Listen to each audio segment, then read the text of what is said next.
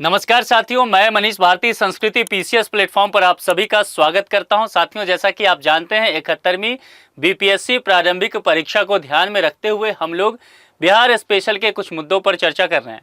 और आपको ध्यान होगा कि मैंने आपको आगाह किया था कि अभी तक जितना आपने पढ़ा ठीक है, उसको तो अच्छे से तैयार करना ही है, लेकिन इस टॉपिक से कमर कस के चलना है। और क्या था? मगध।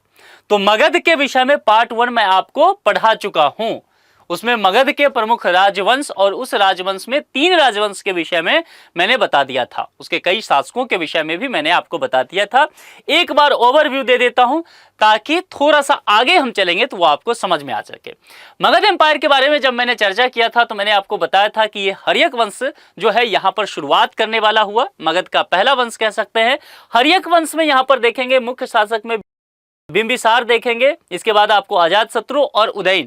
मैंने आपको यह बताया था कि इस वंश को पितृहंता वंश कहते हैं। पितृहंता वंश इसीलिए कहते हैं कि अजातशत्रु ने अपने पिता की हत्या करके सत्ता को प्राप्त किया, बिंबिसार की हत्या करके, और अजातशत्रु की हत्या कर दिया उसका बेटा उदयन, और फिर सत्ता प्राप्त करता है। मैंने आपको बताया था कि बिंबिसार जो है वह वास्तविक शासक के तौर पर देखा जाता है, काफी प्रतापी था। उसका बेटा अजातशत्रु उससे प्रतापी होता है, ठीक है। और कई बार इसने राजगिरी मगध बताया, फिर ये चेंज करता है, फिर पाटलिपुत्र आता है। ये सारी कहानी हमने देख लिया था।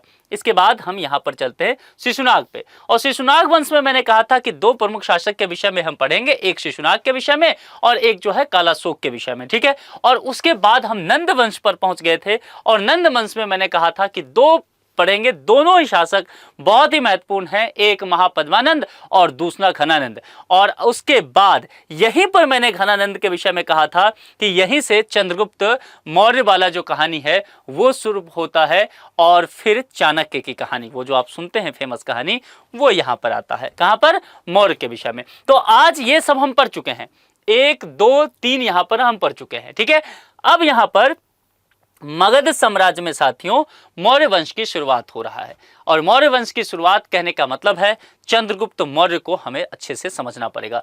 चंद्रगुप्त मौर्य एक ऐसा टॉपिक है जिससे न जाने बिहार में कितनी बार प्रश्न पूछा गया है। तो इसीलिए आज के इस लेक्चर में एक एक चीज आप देख के रखेंगे, चाहे वो चंद्रगुप्त मौर्य हो, इसके अलावा उसमें देखेंगे तो आपसे जो पूछा जाता है जो प्रमुख शासक के विषय में अगर आपसे कहा जाए तो अशोक के विषय में भी काफी पूछा जाएगा, बिंदुसार के विषय में आपसे काफी पूछा जाएगा। तो ये कुछ ऐसे शासक हैं जहां पर, और कहीं कहीं मैंने देखा है 1-2 बार जो है किसी पीसीएस में बृहद्रथ के विषय में भी पूछा गया है।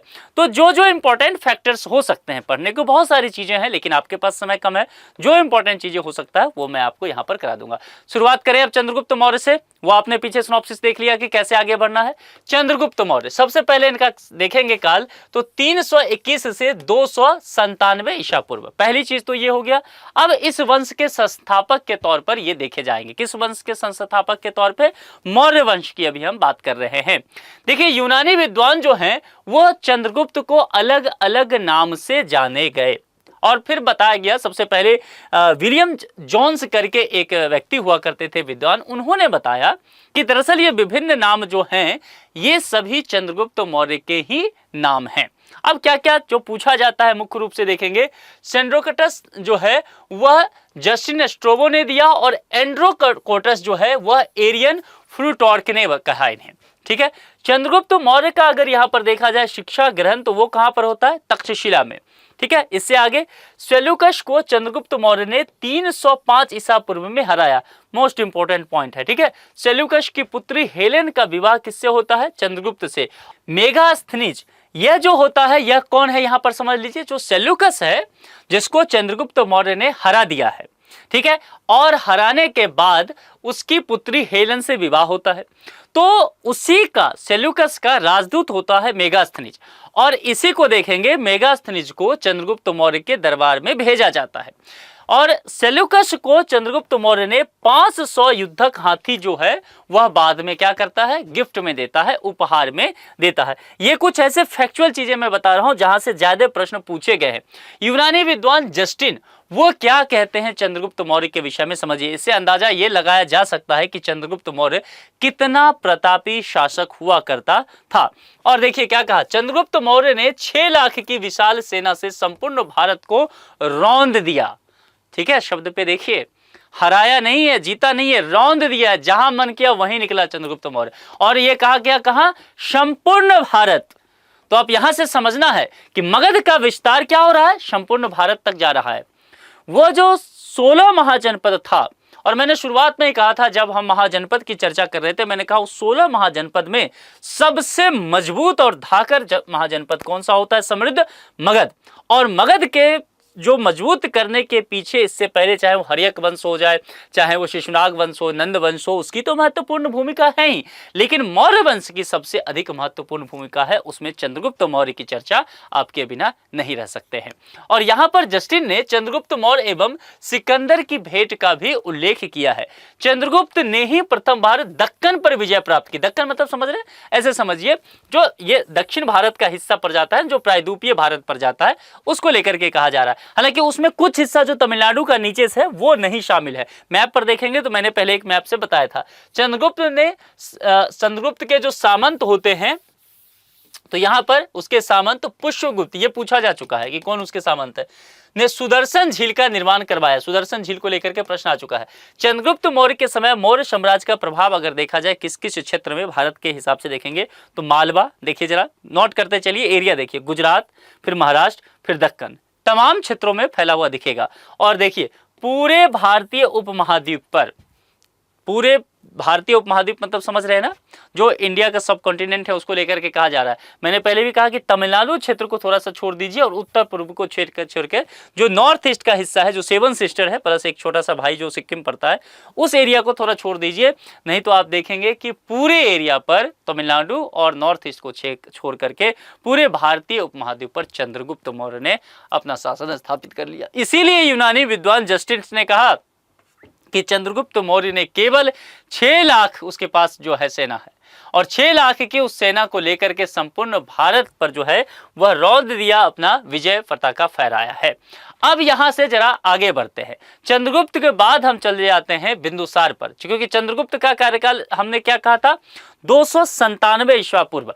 अब उसके बाद जो है वहां से बिंदुसार, और बिंदुसार जो है 297 से 273 ईस्वा पूर्व देखेंगे। नाम जो है अमित्रघात और राजा वली कथे, जैन ग्रंथ, सिंहसेन, अलग अलग धर्मों के हिसाब से, चूंकि उस वक्त क्या था, बहुत शासक जो थे जैन धर्म के हिसाब से चलते थे, बहुत बौद्ध धर्म के हिसाब से चलते थे, कई जो है जैन और बौद्ध दोनों को मानते थे, उसके हिसाब से यहाँ पर है। सीरिया के राजा जो यहाँ पर हुआ करते थे, एंटियोकस प्रथम ने बिंदुसार के दरबार में डायमेकस नामक एक राजदूत भेजा था। ये नाम ध्यान रखिएगा, ये पहले पूछा जा चुका है, सीरिया के राजा के द्वारा भेजा गया था और उनका ये राजदूत हुआ करता था। बिंदुसार ने 3 वस्तुओं की मांग की थी, ध्यान से समझना है। बिंदुसार ने 3 वस्तु मांगा था, क्या क्या? अंजीर, अंगूरी शराब और दार्शनिक। अब ये पूछा जाता है, ये कई बार पूछा जाता है कि किस 3 वस्तु की मांग किया गया था। सीरिया के राजा ने अंजीर और अंगूरी दोनों वस्तुएं बिंदुसार को भेजी, दार्शनिक भेजने की परंपरा नहीं था, तो दार्शनिक नहीं दिया गया। मामला समझ में आया? तो ये आपसे पूछा जाएगा, ये इंपॉर्टेंट फैक्ट है, इसलिए इसको मैंने यहां पर शामिल कर दिया। मिस्र के राजा टॉलमी द्वितीय जो यहां पर है, फिलाडेल्फस ने बिंदुसार के दरबार में डायनोसिस नामक राजदूत भेजा था, तो यह भी ध्यान रखिएगा, पहले यह भी पूछा जा चुका है। बिंदुसार ने यहां पर देखा जाए तो तक्षशिला के विद्रोह को दबाने के लिए अवंती के उपराजा अशोक को भेजा था। अब यहां से जरा हम शुरुआत किसको करेंगे? अशोक को लेकर के चर्चा करते हैं। अब अशोक जो है 273 से 232 ईसा पूर्व आते हैं। देखिए सत्ता प्राप्ति के 4 वर्ष बाद देखा जाए 269 ईसा पूर्व में अशोक का राज्याभिषेक होता है। और सबसे महत्वपूर्ण क्या है अशोक के जीवन काल में? कलिंग विजय। कलिंग विजय अगर देखेंगे 13वें अगर अभिलेख की चर्चा किया जाए उसमें राज्याभिषेक के 9वें वर्ष में कहा गया, और सुरक्षा व्यापार वगैरह को लेकर के सारी चीजें उसमें देखा जाएगा। कलिंग विजय सबसे महत्वपूर्ण है, क्योंकि आप जानते हैं, आपने जो अशोक महान के विषय में सुना हुआ है वह यहीं से उपजा है।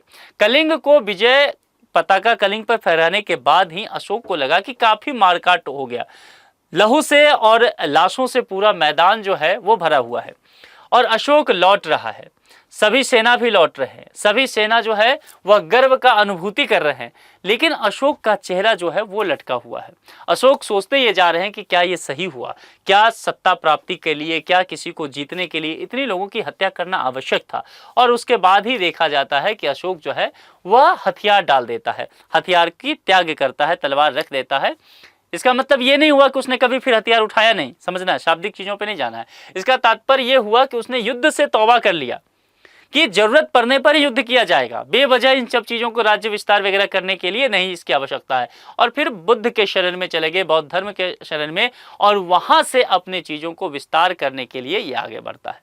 तो अशोक के समय 5 प्रांत और राजधानी ये चर्चा में रहता है। प्राच्य में देखेंगे तो पाटलिपुत्र जो आज बिहार की राजधानी पटना है, कलिंग, तोसली, उत्तरापट जो है तक्षशिला, दक्षिणापथ में स्वर्णगिरी, अवंती जो है वह आपको कहां पर, उज्जैनी में। तो ये सारी चीजें आप ध्यान रखिएगा, ये सुमेलित करने में ये चीजें दिया जा सकता है।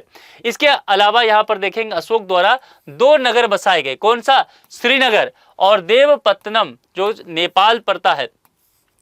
चर्चा कलहन जो है राज तरंगिनी में इसका किया गया है। प्रारंभ में अशोक ब्राह्मण तथा बाद में अशोक ने उपगुप्त से बौद्ध धर्म की क्या कर ली, दीक्षा ले ली। वही कलिंग वाला जो समय था उसको लेकर के। अशोक का धम्म दोस्तों हमेशा पूछा जाता है, इसको अलग से नोट कीजिए। धम्म क्या होता है, हम सब जानते हैं कि बौद्ध धर्म से संबंधित ये शब्द है, एक प्राकृत शब्द है जो संस्कृत शब्द धर्म का कह सकते हैं रूपांतरण है ना, अपभ्रंश कह सकते हैं धर्म का। यह एक सामाजिक और नैतिक आचार संहिता है ना, जिसमें आप कहते हैं कि बहुत सारे कानूनों को एक जगह इकट्ठा कर दीजिए, तो वह एक जो है सामाजिक चीजें है, नैतिक बात है। उद्देश्य क्या है, समाज में शांति व्यवस्था स्थापित करने को लेकर के। अब यही वो अशोक है जिसने कलिंग में इतना मारकाट बचाया, और यही वो अशोक है जो अशोक अपने धम्म के माध्यम से कह रहे हैं कि हम साम्राज्य में शांति व्यवस्था स्थापित करना चाह रहे हैं। धम्म का यानी कि धर्म का, समझ में आ रहा है, धम्म अब ना, तो उस धर्म का जो है प्रचार प्रसार हेतु जो है धम्म महापात्र की नियुक्ति की जाती है कि आप जगह जगह जाकर के, और जो हमारा उद्देश्य है साम्राज्य में शांति व्यवस्था को सुदृढ़ करना, सामाजिक और नैतिक आचरण संहिता को बताना, वो काम आप कीजिए। इसके लिए महापात्र की नियुक्ति होती है दोस्तों। ये जो है धम्म महापात्र ये पूछा जा चुका है। प्रचार हेतु आप जानते हैं ये सबसे फेमस चीजें हैं, यहाँ से पूछा जाता है प्रश्न। प्रचार हेतु श्रीलंका में पुत्र पौत्री जो महेंद्र और संघमित्रा, महेंद्र इनके पुत्र और संघमित्रा इनकी पुत्री, यूनान में महारक्षित, गंधार व कश्मीर में मध्यातिक, और हिमालय प्रदेश में जो है मझिम को भेजा गया। क्यों भेजा गया कि आप जाकर के उसका प्रचार प्रसार धर्म का कीजिए। लोक कल्याण हेतु अशोक ने अस्पताल, औषधि, बाग, ये चीजें जो है इसका निर्माण कराया, और भारत का प्रथम शासक के तौर पर फिर इसे देखा गया। भारत का प्रथम शासक कहने का तात्पर्य है कि अशोक कहेंगे ना तो लगभग हर एक एरिया पर जो है इसने अपने साम्राज्य का विस्तार कर लिया, और पूरे भारत का वास्तविक शासक के तौर पर इसे प्रथम शासक के तौर पर देखा गया। अब जरा उसके बाद चलते हैं बृहदत्त। मैंने कहा था बृहदत्त मैंने देखा है पीसीएस में कहीं कहीं पूछा गया है, तो यहां भी इसके विषय में थोड़ा सा पढ़ लेते हैं।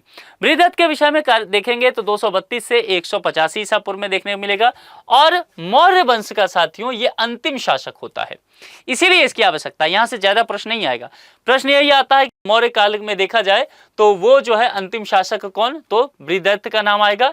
185 ईसा पूर्व में बृहदत्त के सेनापति पुष्यमित्र शुंग ने इसकी क्या कर दी, हत्या कर दी थी। योगदान में इतना ही चीजें हैं, ठीक है। तो ये बस इतना ध्यान रखिएगा, मौर्य वंश को लेकर के अगर आपसे पूछा जाता है तो इतना से आपका काम बन जाएगा। लेकिन हाँ, इतना से ही 1-2 प्रश्न आ जाता है, खास करके अशोक और चंद्रगुप्त मौर्य के विषय में अच्छे से तैयार कर लीजिएगा, प्रश्न वहां से रहेगा। तो आज के लिए इतना ही। अपना बेहद ख्याल रखिए। जुड़ने के लिए आप सभी का बहुत बहुत शुक्रिया। Thank you so much.